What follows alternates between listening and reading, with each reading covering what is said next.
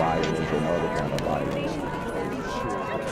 Get away! I could be at work, at school, in my car, I can still get shot by the police. I can get shot anywhere. So it is what it is.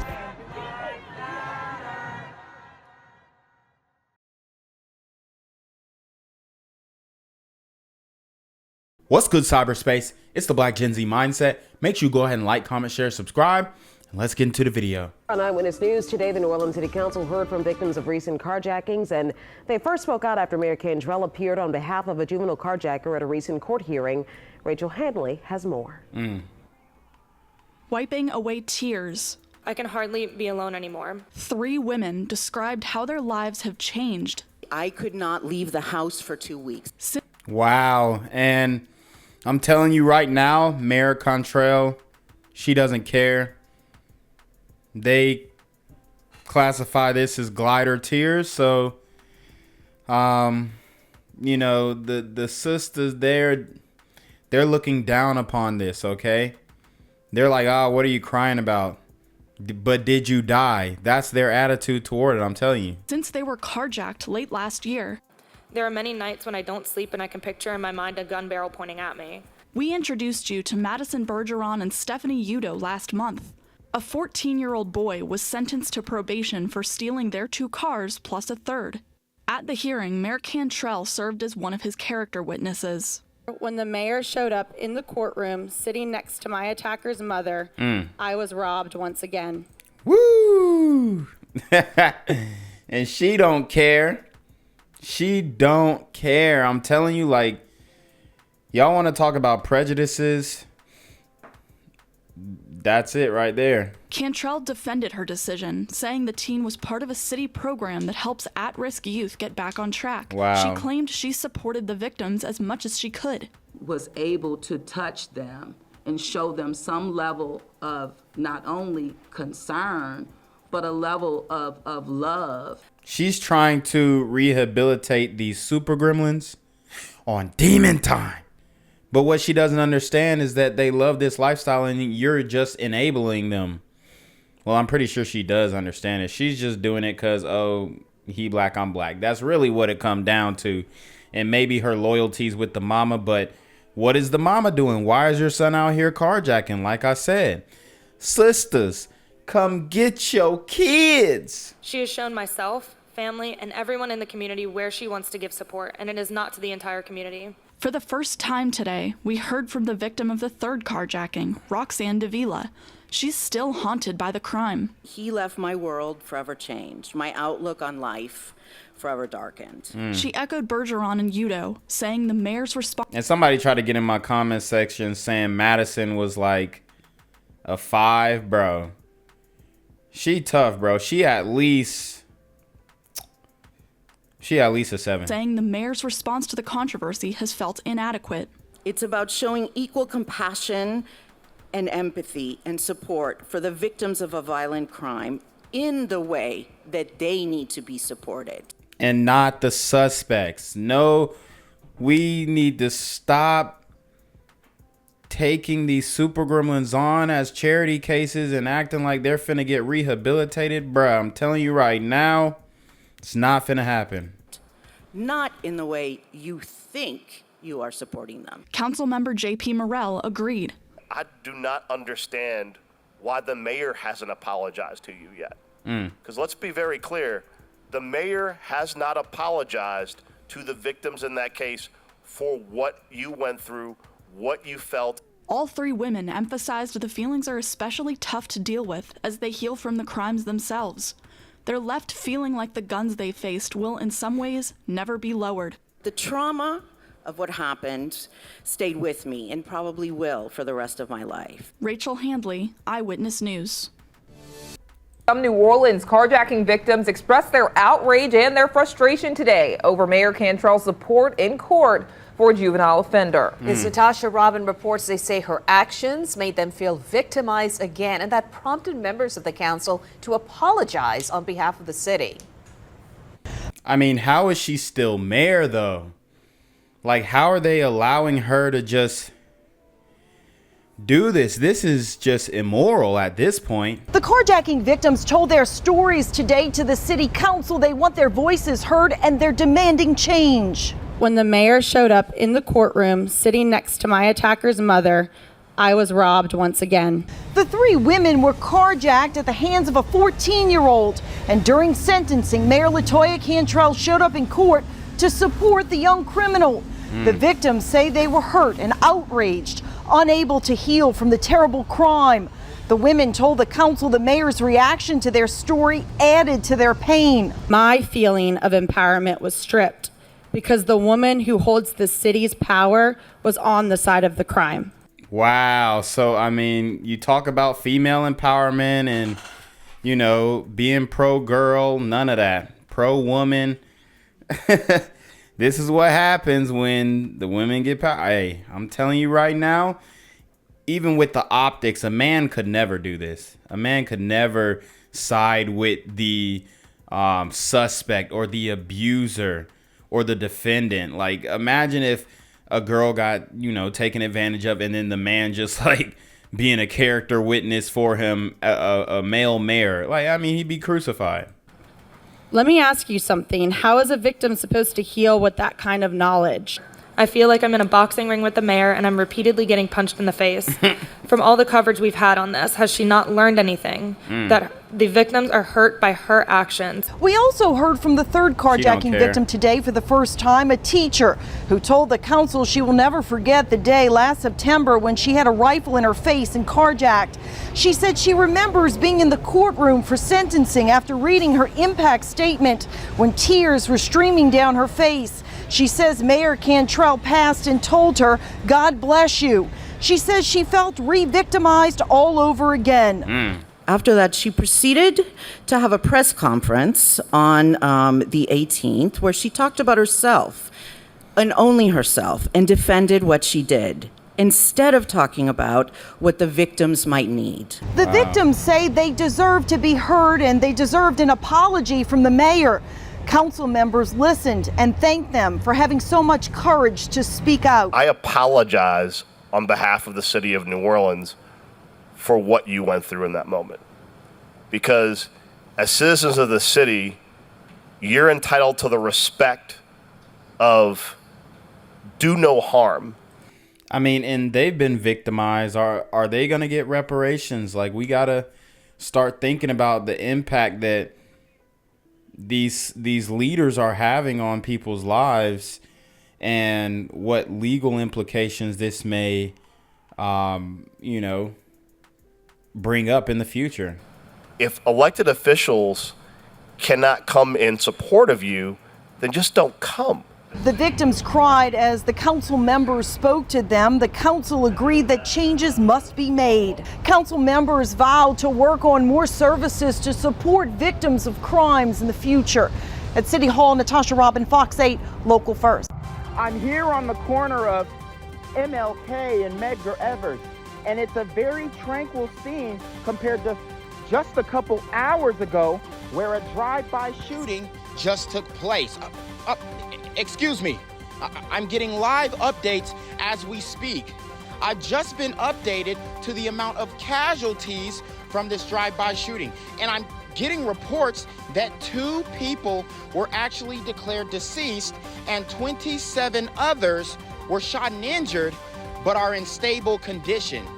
And although we must pray for the families of the fallen, we must also praise God for the aim of the super gremlin. If you want to know more about the victims of this crime, make sure you add BGZM News 17 on Patreon at www.patreon.com/blackgenzmindset. Also, don't forget to like the video, share the video, subscribe to the YouTube channel, and comment on the video to continue the discussion on how we can find solutions to all this gun violence in the streets. For more hard-hitting news coverage from the community, by the community, I'm Jenquavius Jackson, here live, reporting from Atlanta, Georgia, BGZM News 17. And cut. All right, dog. Let's get the out of here before these niggas come back. Whoa. Yo, ain't that nigga J? Nah, that ain't me. That ain't me. He just went live That with ain't that me. funky ass suit That's on. that nigga. That's not me. Hey, get that nigga. Jaquavius Jackson, here live, reporting from Atlanta, Georgia. Pray for me. Says the state is doing all it can to help New Orleans fight crime. Sabrina Wilson spoke one-on-one with the governor and the head of state police. Governor John Bel Edwards knows there's a serious crime problem in the city of New Orleans. I No shit. sat down with the governor and the head of state police to talk about what the state can do to help. As we talk today, what more can the state do to help specifically the city of New Orleans? Well, I think going back decades for large events, whether it's Mardi Gras, Essence Festival, if there's a Super Bowl or a Final Four event, you're going to see a greatly elevated presence of the state police to complement what's on the ground there. But even today, there are 150 state police officers working in the New Orleans area in various capacities. And so I don't want people thinking that we don't have an elevated number of state troopers. That ain't enough. 150 is not enough. And DPS workers in New Orleans today, because we do. So, Colonel, is it unrealistic to think that that 150 trooper number that the governor referenced could be increased substantially right now? Well, at this particular time, and Sabrina, thank you first of all for addressing this, but you know, as we've discussed, we're not just short in New Orleans, we're short across the state, and you know, the state is our responsibility, inclusive of New Orleans. I mean, a lot of this just sounds like coping. Sounds like they don't really have a solution. They know what it takes. More of a presence with law enforcement. You know, less bailing violent criminals out. But they're not willing to say that. Seems like they're not really trying to get political as to where the root of the problem is. And as we look at New Orleans, and we're putting in innovative ways to really address the crime there. We've brought in more technology. And the governor says his plan to transfer some juveniles from Bridge City is not on hold. There's nothing paused, and in fact, the federal judge did not grant the TRO. And so that is our plan. It's the best, for the reasons that I've stated numerous times publicly, it's the best option available to us. We have a facility that is in good working order, and in fact, it's better than other facilities that we currently have youth in. And we're going to take all of the precautions necessary to make sure there is not they won't even see any of the adult inmates. And they say it's not just up to law enforcement to solve the crime problem. They say churches and others have a role to play. And, you know, they were basically talking about bringing the youth offenders into the adult prison and splitting them off. I don't think that's a good idea from what we've seen throughout different counties in New Orleans. I mean, different counties in Louisiana. They don't really know how to control their inmates. You know, you got protests and blockades where they're just closing off a pod. They're taking control of a pod and all that kind of stuff. You got juveniles escaping the juvenile facilities. I mean, it's just a mess. At the state capitol, Sabrina Wilson, Fox 8 Local First. State police have a manpower problem too. The governor says the force is down 300 troopers. Wow. Involving the former director of the juvenile jail in New Orleans, who resigned back in May. We've learned soon after Dr. Kyshun Webster landed a new job working for Sheriff Susan Hudson. And tonight, new documents show just how much he was paid. Investigative reporter Aubrey Killian live at the sheriff's office in Aubrey. We understand that this was a pretty lucrative job. Hey, Gina, that's right. So according to the records that we obtained, $35,000 was made over the course of 5 weeks. His supporters held a news conference today, but Dr. Webster was a no-show. Mr. Killian, look, matter of fact, he will speak to your station. One of Dr. Kyshun Webster's supporters, Bishop Tom Watson. No, he got the bishop talking on his behalf. These dudes are slick, man. I mean, the corruption is crazy. Him sitting up here and taking a $35,000 payday for 5 weeks is different. Defending him Thursday, he says Webster is being mistreated. Why is Dr. Webster not here today if we're going to hold a news conference? Okay, well, sometimes it's important to use wisdom before you get to the main character. All right. What? That man preaching a sermon and ain't making no sense. Right? But according to these records obtained by WDSU Investigates, Webster billed the sheriff as acting chief of staff at a rate of $175 an hour. Woo! In May, a payment was made for 158 hours for nearly $28,000. And there goes the here goes the prison protests that I was talking about. They don't have control of the prisoners. They're protesting, and it looks like they're not keeping up with the facilities. And I mean, it's just they're ruining the city, man. First week of June, records show for 51 hours, a payment for nearly $9,000 was made. So totaling, wow, in about 5 weeks, $35,000. I think, look, his conduct speaks for itself. Rafael Goyeneche is the head of the Metropolitan Crime Commission. Yeah, he got to get brought up on some charges, bro. These super greedy gremlins are on demon time. A local watchdog agency. He says there's more.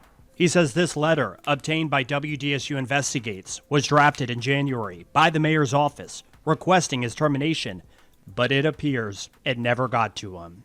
And watch, LaToya, oh my God, you can tell she's protecting him. Says Webster took a leave of absence from the jail. He collected his salary, later resigned, and then picked up the job with the sheriff. She initially referred to him as a volunteer, and volunteers don't get paid the kind of money that she paid him. Right. So take a look. The sheriff's office did issue us this statement today saying in part in May, Webster became a hired consultant who was embedded within OPSO offices as the transitional acting chief of staff. Webster's term with OPSO lasted approximately 1 month. After an extensive process, the sheriff says, I am preparing to announce my permanent chief of staff in the coming days. We should also point out that we reached out to the sheriff and asked her multiple times to go on camera with us. So far, we've not heard back. Reporting live, I'm Aubrey Killian, WDSU News. Aubrey, thank you. Gang violence and other kind of violence.